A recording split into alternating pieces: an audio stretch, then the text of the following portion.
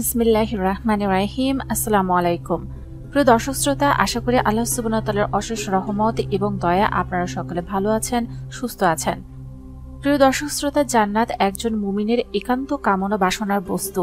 আল্লাহ তাআলা তার বিশ্বাসী ও অনুগত বান্দাদের চিরস্থায়ী জান্নাতের সুসংবাদ দিয়েছেন। পবিত্র কোরআনে বর্ণিত হয়েছে, নিশ্চয়ই আল্লাহ মুমিনের কাছ থেকে তাদের জীবন ও সম্পদ কিনে নিয়েছেন, তাদের জন্য জান্নাত রয়েছে এর বিনিময়ে। সূত্র সূরা তাওবা আয়াত নম্বর 111। জান্নাতবাসীদের যেসব নিয়ামত দেওয়া হবে তা নিয়ে আল্লাহ তাআলা বলেছেন, যারা ঈমান এনেছে এবং নেক কাজ করেছে তুমি তাদেরকে সুসংবাদ দাও যে তাদের জন্য রয়েছে জান্নাত সমূহ, যার তলদেশ দিয়ে প্রবাহিত হবে নদীসমূহ।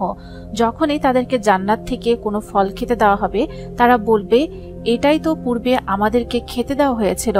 আর তাদেরকে তা দেওয়া হবে সাদৃশ্যপূর্ণ করে এবং তাদের জন্য তাতে থাকবে পবিত্র স্ত্রীগণ এবং তারা সেখানে হবে স্থায়ী। সূত্র সূরা বাকারা আয়াত নম্বর 25। জান্নাতের অফুরন্ত নিয়ামত পেয়ে মানুষ পৃথিবীর সব দুঃখ কষ্ট ভুলে যাবে।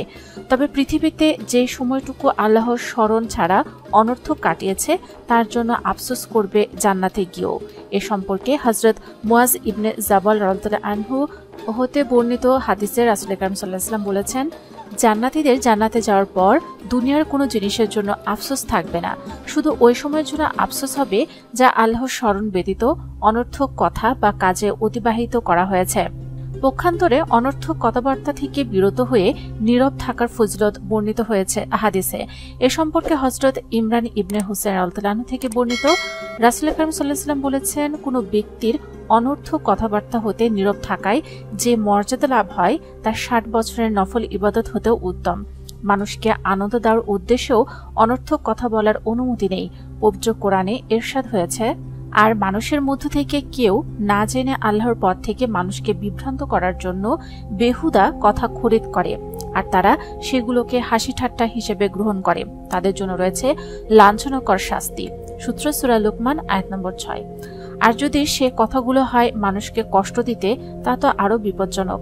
কবি ইয়াকুব হামদনি বলেছেন, তরবারির ক্ষতের আরোগ্য আছে, কিন্তু জিভের দ্বারা সৃষ্ট ক্ষতের আরোগ্য নেই।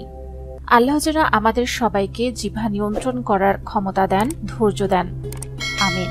প্রিয় দর্শক শ্রোতা, যারা ভিডিওটি শেষ পর্যন্ত দেখেছেন তারা অবশ্যই কমেন্টসে আমিন লিখে যাবেন।